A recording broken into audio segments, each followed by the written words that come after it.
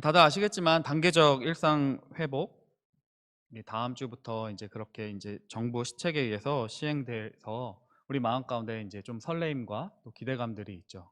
아, 이제 좀 더 많이 모일 수 있겠구나. 그런 기대감과 설레임들도 있지만 약 한 2년 정도 우리 마음 가운데 이런 질문을 많이 하셨을 것입니다.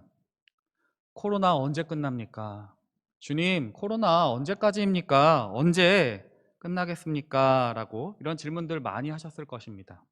근데 코로나뿐만이 아니라 여러분과 저의 삶 가운데 주님, 언제까지입니까? 이런 질문들 많이 하시지 않으세요? 뭐 공부를 하는 학생들은 주님, 언제 이 수험생 생활이 끝납니까? 직장을 구하는 청년들은 주님, 제가 언제쯤이면 합격할 수 있겠습니까? 아직 미혼인 청년들은 주님, 제가 언제쯤이면 저의 배우자를 만날 수 있겠습니까? 또 질병이 아픈 우리 성도님들은 주님, 이 아픈 이 병, 이 수술했던 것 언제쯤이면 아프지 않겠습니까? 또 가족으로 인해 고통하는 여러 성도님들의 삶 가운데 주님, 내가 이런 고통과 아픔과 두려움들을 언제쯤이면 끝날 수 있겠습니까? 언제까지 참아야 합니까? 언제까지라는 질문들을 많이 하실 것입니다.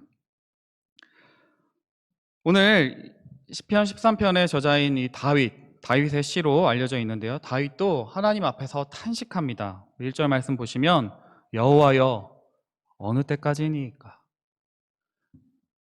시를 처음 시작하면서 바로 주님 언제까지입니까? 이렇게 탄식하며 또 질문하고 있습니다. 그리고 계속해서 반복해서 언제까지입니까? 언제까지입니까? 라고 질문합니다. 1절 하반절에 보시면 주의 얼굴을 나에게서 어느 때까지 숨기시겠나이까? 2절에 나의 영혼이 번민하고 종일토록 마음에 근심하기를 언제까지 합니까? 내 원수가 나를 치며 자랑하기를 언제까지입니까? 이 언제까지라는 단어가 반복되고 있습니다. 이 언제까지입니까? 주님 언제까지입니까? 라는 이 질문은 고통 중에 있는 하나님의 구원을 기다리는 모든 이들의 질문입니다. 성경에 나오는 수많은 우리 믿음의 선배들도 그런 고통과 아픔과 결핍 가운데 주님 언제까지입니까? 라는 질문을 많이 했습니다. 오늘 여러분과 제가 이 시편 13편의 말씀을 나누는 가운데 이 다윗의 질문을 통하여 여러분과 저에게 꼭 필요한 말씀이 잘 전해지기를 주님의 이름으로 축원합니다. 여호와여 어느 때까지니까 나를 영원히 잊으시나이까? 이렇게 다윗이 이야기합니다. 지금 언제까지라고 하는 이 질문은 주님이 다윗을 잊어버리셨다는 그런 탄식입니다. 주님이 꼭 얼굴을 숨기신 것처럼 느끼고 있습니다. 주님, 도대체 제가 무엇을 얼마나 잘못했길래 주님이 나로부터 얼굴을 숨기십니까? 라고 하는 것입니다.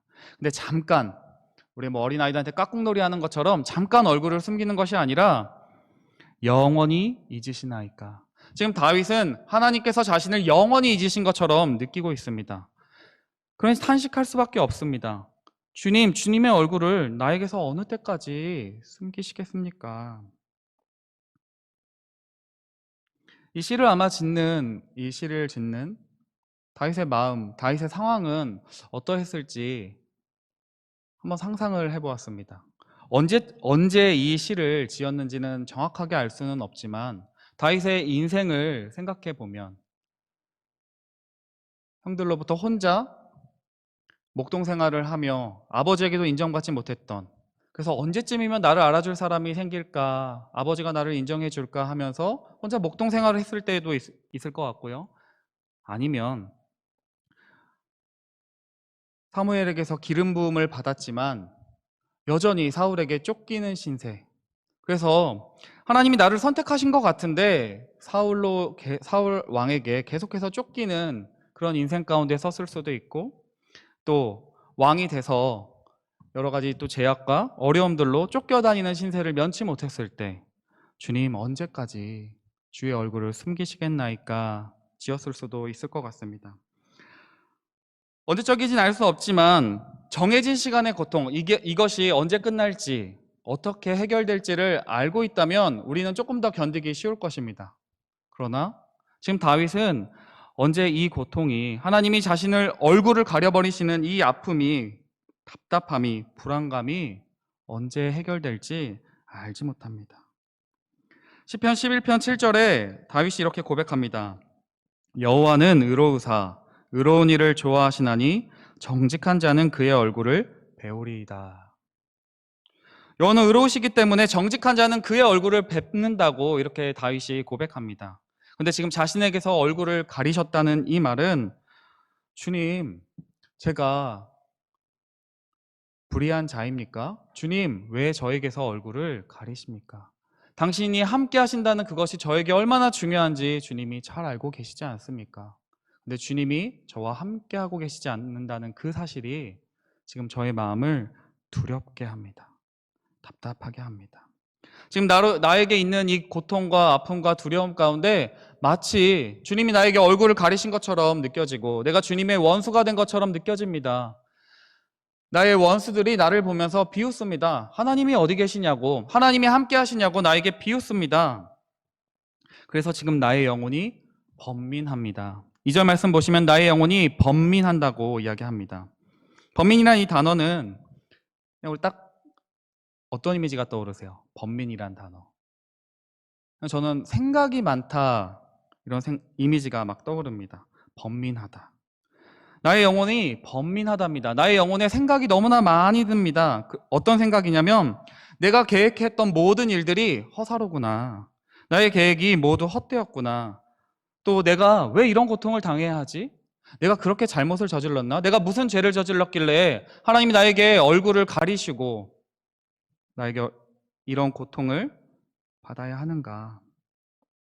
나의 영혼이 내가 왜 이런 고통을 당하는지 번민하고 종일토록, 그러니까 밤낮으로 날마다 마음에 슬픔이 가득합니다. 주님, 고백하는 것입니다. 게다가 자신의 원수가 나를 치며 자랑하기를, 야, 너 하나님 믿는다며, 하나님이 너와 함께 하신다면 그 하나님이 어디 계시냐고 나를 치며 합니다. 그것을 언제까지 주님 제가 참아야 하겠습니까? 다시 말하면 주님, 저 어떻게 살아야 될지 모르겠습니다. 해결책은 없는 것 같고 내 삶의 고민과 내 삶의 문제들, 지금 내 앞에 놓여있는 상황들은 해결될 기미가 보이지 않습니다. 내가 할 수 있는 일은 아무것도 없는데 아파야 되고 고통해야 되고 주님, 근심합니다. 게다가 주님이 나와 함께 하시지 않은 것처럼 느껴지니 제가 미치겠습니다. 다윗은 언제까지입니까? 라는 이 계속해서 반복해서 이 짧은 이 2절의 말씀 가운데 언제까지입니다를 4번이나 반복하면서 지금 답답한 자신의 마음을 하나님 앞에 토로하고 있습니다. 그렇다면 언제까지냐고 묻는, 주님 언제 끝나겠습니까? 언제까지 이런 고통을 제가 겪어야 하겠습니까? 라는 이 다윗의 고백은, 다윗의 질문은 믿음이 있는 고백일까요? 믿음이 없는 고백일까요? 성도님들 어떻게 생각하십니까? 믿음이 있는 고백입니다. 만약에 하나님 아버지께서 자신의 이 기도를 듣지 않는다고 생각한다면 아마 탄식하지 않을 것입니다. 하나님 앞에 질문하지 않을 것입니다. 우리가 여러 사람들과의 관계 가운데서도, 나의 동료나 상사와의 관계 가운데서도 내가 어떤 이야기들을 했을 때 그 사람이 듣지 않는다고 여겨질 때, 나의 배우자가 나의 말을 듣지 않는다고 느껴질 때 우리는 더 이상 화를 내지 않습니다. 더 이상 질문하고 요청하지 않습니다. 왜냐하면 포기했기 때문입니다. 그러나 우리의 마음 가운데 그 사람에 대해서 포기하지 않고 계속해서 이야기한다는 것은 그래도 그 사람이 나의 말을 듣는다는 확신이 있기 때문입니다. 더 이상 하나님께서 나에게 나의 이 탄식을, 나의 이 모든 감정을 하나님 앞에 다 토로해도, 하나님 앞에 다 쏟아내도 들으실 것이라는 확신이 있었습니다. 하나님께서 지금 버리신 것처럼, 나를 버리시고 얼굴을 가리신 것처럼 느껴지지만 신락 같은 희망, 하나님이 나를 버리지 않으실 것이라는 그 믿음, 하나님이 나의 이 아픔과 고통을 들으실 것이라는 신락 같은 희망을 가지고 하나님 앞에 외칩니다. 주님, 언제까지입니까? 다윗이 이렇게 질문한다는 것은 하나님이 들으신다는 그 사실입니다. 그 사실을 믿기 때문입니다. 그렇다면 여러분과 제가 한번 생각해 보아야 할 것입니다. 우리 삶 가운데 하나님이 안 계신 것처럼, 하나님이 나의 삶에 관심이 없는 것처럼 느껴지실 때 있지 않으세요? 다 지금 안 그러신 것처럼 저를 쳐다보시는데, 저는 그런 적이 종종 있는 것 같습니다. 하나님이 나를 쳐다보시기나 할까? 하나님이 나의 삶에 관심이 있으실까? 분명히 머릿속으로, 그리고 내 삶의 경험 속에서 하나님이 나와 함께 하시고 내 삶을 인도하신다는 사실을 분명히 믿습니다. 그리고 그렇게 살아갑니다. 그런데 어느 순간에 종종 내가 해결할 수 없는 문제들과 어려움과 두려움이 내 삶을 휘몰아칠 때는 하나님이 안 계신 것처럼 느껴집니다.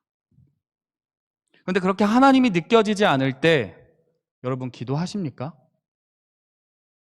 기도하세요? 다윗은 하나님이 나에게 얼굴을 가리신 것처럼 느껴지고 하나님이 느껴지지 않아서 고통하는 가운데서도 하나님께 질문합니다. 주님, 언제까지입니까? 내 이 탄식 가운데 응답해 주십시오 라며 하나님 앞에 질문합니다. 하나님을 붙잡습니다. 그래, 하나님 나에게 내 삶에 관심이 없으셔 하고 하나님께 기도하는 것을 포기하지 않습니다. 그래도 하나님이 들어주실 거야. 하나님이 나와 함께 하실 거야. 내 눈에 느껴지지는 않지만, 내 마음에 느껴지지는 않지만 하나님이 내 삶을 다스리고 계실 거야. 그러니 다윗은 하나님을 향하여 외칠 수 있습니다. 하나님을 붙잡기를 포기하지 않습니다. 좀 더 나아가 볼까요? 단순히 다윗은 자신의 지금 이 고통과 두려움이 해결되기만을 원하며 기도하지 않습니다. 오늘 이 시편 13편의 내용을 좀 더 자세히 읽어보면 1절에서도 나를 영원히 잊으셨습니까? 주의 얼굴을 나에게서 언제까지 숨기시겠습니까? 다윗은 단순히 고통과 두려움만이 아니라 하나님이 나와 함께하지 않으신다는 그 사실이 다윗은 괴로웠던 것입니다. 단순히 이 문제만 해결되면, 우리가 기도할 때 내가 이 문제만 해결되면 하나님이 나와 함께 하시던 함께 하시지 않던 상관이 없어, 이런 태도가 아니라 문제를 뛰어넘어 하나님이 나와 함께 하신다는 그것이, 하나님이 내 삶 가운데 임재하신다는 그 사실이 더 중요했습니다. 어쩌면 그래서 다윗이 하나님 마음에 합한 사람이라고 칭함받았는지도 모르겠습니다. 여러분 어떠세요? 우리가 수많은 문제들을 가지고 기도할 때 하나님이든 하나님이 아니고 부처이든 알라이든 내 삶의 문제만 해결되면, 내 삶의 고통만 없어진다면 그 누구에게 기도하든 아무 상관이 없으신가요? 아마 여기 계신 성도님들이라면 그러지 않으실 것입니다. 하나님이니까, 하나님이 내 아버지이시니까 그 하나님이 나의 고통을 들으시고 내 문제를 해결해 주실 분이라는 사실을 믿고 우리가 기도하는 것 아니겠습니까? 여러분과 제가 어떤 문제를 가지고 왔던지 간에, 이 밤에 어떤 문제를 가지고 왔던지 간에 그 문제보다 그 문제에 넘어서 계신 그 하나님을 만나실 수 있기를 주님의 이름으로 축원합니다. 문제를 뛰어넘어 그 문제 가운데 그 문제를 붙잡고 계시는, 나의 삶을 붙잡고 계시는 하나님이 나와 함께 하신다는 그 사실이 여러분과 저에게 가장 중요합니다. 하나님이 함께 하시지 않는다면 잠시 잠깐 내 문제가 해결된다고 해도, 고통이 사라진다고 해도 여전히 우리의 삶은 불안하고 두려울 것이기 때문입니다. 마음속에 해결되지 않는 문제들과 고통이 있으시다면 주님께 나와 기도하시기 바랍니다. 또 영상으로 이 예배를 함께 하시는 성도님들도 예배당에 나와 함께 기도하실 수 있기를 바랍니다. 말씀을 준비하면서 그런 생각해 보았습니다. 하나님께서 어쩌면 하나님의 얼굴을 우리가 구하도록, 하나님을 찾도록 우리에게 고통을 주시는지도 모르겠다는 생각을 해보게 되었습니다. 그럼 여러분과 제가 언제까지 기도해야 될까요? 언제까지? 하나님의 말씀이 응답될 때까지 기도하셔야 합니다. 그냥 잠시 잠깐, 나 기도했어. 이러고 끝나는 것이 아니라 하나님의 말씀이 응답될 때까지, 하나님이 나와 함께 하신다는 것을 내가 확신할 수 있을 때까지, 주님이 나의 마음 가운데 기쁨을 주실 때까지, 그 문제를 뛰어넘어 주님을 찬양하는 데까지 여러분과 제가 기도하실 수 있기를 바랍니다. 오늘 이 밤에 여러분과 제가 주님을 더욱 깊이 알고 만나는 그런 은혜가 있기를 주님의 이름으로 축원합니다. 다윗은 질문으로, 탄식으로 끝나지 않습니다. 3절과 4절에 보면요, 이렇게 기도합니다. 3절 말씀 우리 같이 한번 읽어볼까요? 함께 읽겠습니다. 시작. 여호와 내 하나님이여, 나를 생각하사 응답하시고 나의 눈을 밝히소서. 두렵건대 내가 사망의 잠을 잘까 하오며. 다윗은 자신의 그런 언제까지입니까? 탄식으로 끝나지 않고요, 하나님 앞에 기도합니다. 그리고 그 하나님을 내 하나님이라고 부릅니다. 내 하나님. 우리 어린 학생들도 이렇게 금요기도에 나왔는데, 그냥 우리 엄마 아빠의 하나님이 아니라 나의 하나님, 나의 구원자 되시는 그 하나님이라고 부릅니다. 그 하나님께, 나의 하나님, 나 좀 도와주세요. 나를 생각해 주세요. 하나님께서 나를 좀 생각해 주셔서 응답해 달라고 기도합니다. 그리고요, 나의 눈을 밝히소서 기도합니다. 다윗은 두려웠던 것 같습니다. 내가 사망의 잠을 잘까 두려웠습니다. 여기서 사망의 잠은 육체적인 죽음일 수도 있고요, 또 영적인 죽음, 둘 다 해석이 가능합니다. 육체적인 죽음이라면 여러 질병과 아니면 목숨의 위협들을 통해서 내가 죽을까 두렵습니다. 우리 성도님들 중에도 아프신 분들 계시잖아요. 이 질병이 언제 끝날까 고민하면서, 이 질병 때문에 밤에 잠이 들 때, 내가 다시 눈을 뜰 수 있을까? 다음날 내가 눈을 뜰 수 있을까 걱정이 되기도 합니다. 다윗도 두렵건대 내가 사망의 잠을 잘까 두렵습니다. 또 영적으로도 우리의 마음 가운데 우리가 육체적인 눈은 뜨고 있지만, 육체적인 눈으로 이렇게 사람들을 보고 있지만, 영적으로는 하나님이 함께 하심을 보지 못한 채 사망의 잠을 잘까 두렵다고 다윗은 고백합니다. 다시 1절과 2절에 하나님이 나에게 얼굴을 가리신 것처럼 느낀다고 고백했습니다. 그런데 다윗이 이렇게 기도하는 것입니다. 주님, 나를 좀 생각해 주셔서 응답해 주시는데 나의 눈을 좀 밝혀 주십시오. 나의 이 죽음으로부터 주님 문제를 해결해 주십시오. 나의 영적인 눈이 열려져서 하나님이 함께 하심을 내가 볼 수 있도록 도와주십시오. 저 못 견디겠습니다. 4절에 두렵건대 나의 원수가 이르기를 내가 그를 이겼다 할까 하오며, 내가 흔들릴 때에 나의 대적들이 기뻐할까 내가 두렵습니다. 여러분과 제가 하나님으로부터 멀어질 때 누가 가장 기뻐할까요? 사탄이, 마귀가 가장 기뻐하겠죠. 사탄은 계속해서 우리의 마음 가운데 두려움을 불러일으킵니다. 야, 하나님이 너 삶에 관심 없다니까. 하나님 너 잊으셨어. 너는 잘 안 될 거야. 그런 말들을 끊임없이 합니다. 그리고 우리가 사망의 잠을 자게 합니다. 하나님으로부터, 하나님이 나와 함께 하신다는 그런 놀라운 사실들이 우리 삶 가운데 곳곳에 펼쳐지는데 그것을 보지 못하게 합니다. 그리고 마치 하나님이 없는 것처럼, 하나님이 내 삶을 다스리지 않는 것처럼 느끼게 합니다. 그런데 다윗은 이렇게 기도하는 것입니다. 나를 생각하여 주셔서 나의 눈을 밝혀주십시오. 하나님이 함께 하시고 하나님이 내 삶을 다스리신다는 그 사실을 내가, 나의 영적인 눈이 밝혀져서 보게 해주십시오. 영적인 눈은 하나님이, 그 성령께서 우리의 눈을 밝혀주셔야만 볼 수 있습니다. 그렇잖아요. 하나님 모르는 사람들이 볼 때는 아무 일도 아닌 것이고 그냥 우연히 된 일이지만, 믿는 사람들은 알잖아요. 누군가 나를 위해서 기도해 주었기 때문에 내 사업이 잘 되고 내 질병이 치유가 되었고 해결될 것 같지 않은 나의 수많은 부정적인 감정들이 하나님을 기뻐하고 감사하는 그런 마음으로 변하게 되었구나. 다윗은 고통스러웠습니다. 하나님과 단절된 이 느낌이 너무나 두려웠습니다. 그 원수들이 자신을 향하여 야 하나님 어딨어? 하나님이 너의 삶에 관심 없어? 라는 그 조롱이 두려웠습니다. 그리고 그 마음에 막 흔들리니까 하나님 없는 것 같아. 기도하기 싫어. 죽을 것 같아.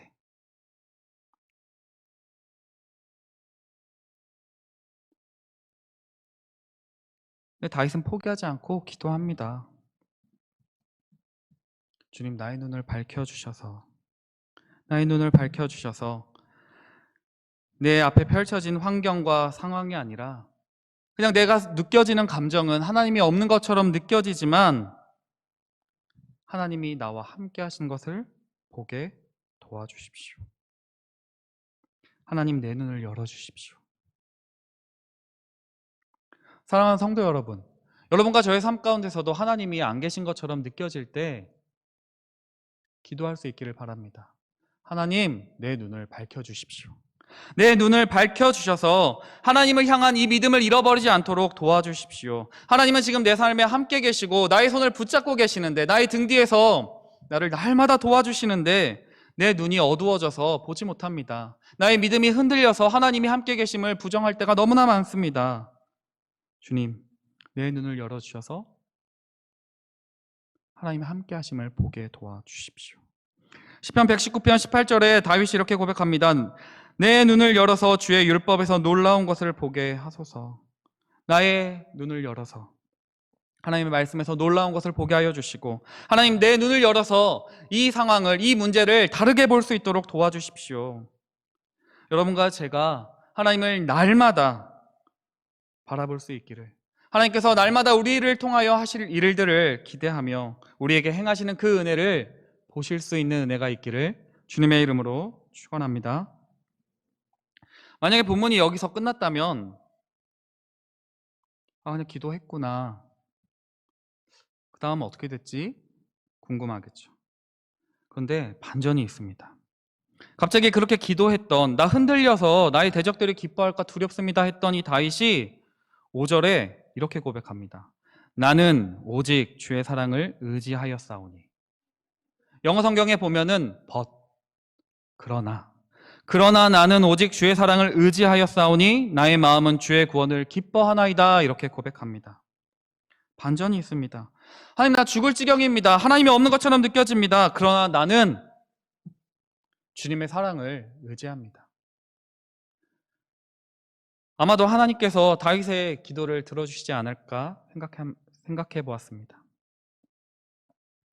나의 눈을 밝혀달라는 그 다윗의 기도를 하나님이 들어주셔서 나는 오직 주의 사랑을 의지합니다. 다윗의 상황이 바뀌었다는, 문제가 해결됐다는 고백이 없습니다. 여전히 나를 두렵게 하는 문제들은 내 앞에 있고 내 상황은 해결되지 않았습니다. 그러나 다윗이 이렇게 고백합니다. 그러나 나는 오직 주의 사랑을 의지합니다. 나의 마음은 주의 구원을 기뻐합니다. 어떻게 그러할 수 있었을까요? 상황이 전혀 바뀌지 아니하였지만 그는 하나님을 신뢰했습니다. 그의 삶 가운데 그를 인도하신 그 하나님의 손길을 떠올려 본 것입니다. 다윗의 삶 가운데 하나님께서 베풀어 주신 그 사랑, 변함이 없는, 다함이 없는 그 사랑을 그 사랑이 나와 함께 계셨구나. 그 사랑을 여전히 지금도 나에게 베풀어 주시는구나. 내가 오로지 의지할 것은 그 주님의 사랑밖에 없구나. 여러분과 저의 삶 가운데 해결되지 않는 문제, 고통과 두려움, 아픔이 있을 것입니다. 누군가에게 말하지 못할 그런 아픔과 그런 해결되지 않는 문제들이 있을 때 우리가 의지할 것은 주님의 사랑밖에 없습니다. 상황이 달라지지 않아도 내가 기도한다고 문제가 해결되지 않는 것처럼 보일지라도 내가 주의 사랑을 의지할 때 우리의 마음은 기뻐합니다. 우리 마음은 기뻐할 수 있습니다. 상황이 해결돼서 기뻐하는 것이 아니라 상황이 해결되지 않아도 하나님이 나를 변함없이 사랑하시기 때문에 하나님이 변함없이 나와 함께 계시기 때문에 나의 마음은 주의 구원을 기뻐할 수 있습니다. 하나님 언제 끝납니까? 언제 이 어려움이 끝납니까? 언제 이 두려움이 해결됩니까? 탄식하며 나의 눈을 밝혀달라고 기도했던 다윗은 하나님이 이미 자신의 삶 가운데 베풀어 주신 은혜를 기억하며 그 주의 사랑을 의지하고 기쁨으로 주님께 나아갑니다. 그리고 6절에 이렇게 고백합니다. 우리 6절 말씀 같이 한번 읽겠습니다. 함께 읽겠습니다. 시작. 내가 여호와를 찬송하리니 이는 주께서 내게 은덕을 베푸심이로다. 아멘. 너무 멋지지 않습니까? 처음에 그 탄식을 했던 다윗, 나의 눈을 밝혀달라고 했던 다윗은 이제 나 주님의 사랑을 의지합니다. 내 마음은 기뻐합니다. 그리고 나 여호와를 찬송합니다. 자신의 고통을 하나님 앞에서 애통하는 자, 하나님 앞에 슬퍼 눈물 흘리는 자, 주님의 긍휼을 구하는 자는 눈물로 끝나지 않습니다. 슬픔으로 인생을 마무리하지 않습니다. 자신의 고통을 하나님 앞에 쏟아놓는 사람은 그 마음에 기쁨을 얻고 돌아갑니다. 하나님을 찬양하게 됩니다. 요한복음 14장 27절에 주님께서 이렇게 말씀하십니다. 평안을 너희에게 끼치노니 곧 나의 평안을 너희에게 주노라. 내가 너희에게 주는 것은 세상이 주는 것과 같지 아니하니라. 너희는 마음에 근심하지도 말고 두려워하지도 말라. 주님이 두려워하는 제자들에게 이렇게 말씀하십니다. 내가 너희에게 주는 것은 세상이 주는 것과 다르다. 상황이 해결되고 문제가 해결되고 고통과 아픔이 없다고 해서 기뻐하는 것이 아니라, 평안한 것이 아니라 상황은 바뀌지 않을지라도, 여전히 내 삶의 문제는 있을지라도 내가 너에게 평안을 준다. 하나님이 함께 하시는 믿음은 믿음이 있다고 해서 문제가 없겠습니까? 아무리 신앙생활을 잘해도 주님이 나와 함께 계셔도 우리 삶 가운데 문제는 여전히 계속될 것입니다. 불편하지만 사실입니다. 하나님 믿으면 문제가 없을 것처럼 느껴지지만 그렇게 돼야 된다고 우리는 생각할 때도 있지만 하나님 잘 믿어도요, 아픕니다. 하나님 잘 믿어도요, 사업에 실패할 수도 있고요. 하나님 잘 믿어도요, 오해받을 수 있고 관계의 끊어짐을 당할 수도 있습니다. 그러나 하나님을 믿는 사람은 흔들리는 가운데 꽃을 피워냅니다. 거센 비바람과 폭풍우 속에서도 하나님의 사랑에 깊이 뿌리를 내린 사람은 아름다운 열매를 맺는 인생을 살아가게 됩니다. 여러분과 저의 삶 가운데 해결되지 않은 그 문제들이 언제, 어떻게 끝날지, 여러분과 저의 삶이 흔들릴 때도 있고 불투명할 때도 분명히 있을 것입니다. 그러나 여러분과 저의 인생은 변함없는 하나님의 사랑에 뿌리를 내리고 있습니다. 그것이 여러분과 제가 오늘 고통 중에라도 기뻐할 수 있는 이유입니다. 언제 끝날지 모르는 시간들 속에서도 하나님을 찬양할 수 있는 이유입니다. 혹시 이 밤에 하나님이 나를 잊어버리신 것처럼 느껴지는 성도님들이 계십니까? 하나님께서 우리와 함께 하십니다. 지금 여기 우리와 함께 하십니다. 내 인생만 캄캄한 것 같다고 느끼시는 성도님들 계시다면 그 빛이신 주님이 우리 가운데 함께 하십니다. 여러분과 제가 주님 언제까지입니까? 탄식하는 그 입술이 나는 주의 사랑을 의지합니다. 나의 마음은 주의 구원을 기뻐합니다. 내가 여호와를 찬양합니다. 그런 감사와 찬양의 입술로 바뀌게 되기를, 그런 밤이 되시기를 거룩하신 주님의 이름으로 축원합니다. 기도하겠습니다. 하나님, 오늘 시편 13편의 말씀을 가지고 함께 말씀을 나누었습니다. 우리 삶 가운데 해결되지 않는 문제들, 언제 끝날지 모르고 불투명한 것 같은 나의 인생들 가운데서도 나를 변함없이 사랑하시고 나를 붙잡으시는 그 하나님의 사랑을 의지하여 이 자리에 나왔사오니 우리가 기도하는 가운데 주님을 더욱더 깊이 만나게 하여 주시고 우리의 두려움이 사라져 평안함을 누리게 도와주시옵소서. 변하지 않는 상황 가운데 주의 사랑을 의지하며 주님을 찬양하는 입술이 되게 도와주시옵소서. 모든 것 주께 맡겨드리오며 우리를 날마다 사랑하시며 늘 우리와 함께 계시는 예수님의 이름으로 기도합니다. 아멘.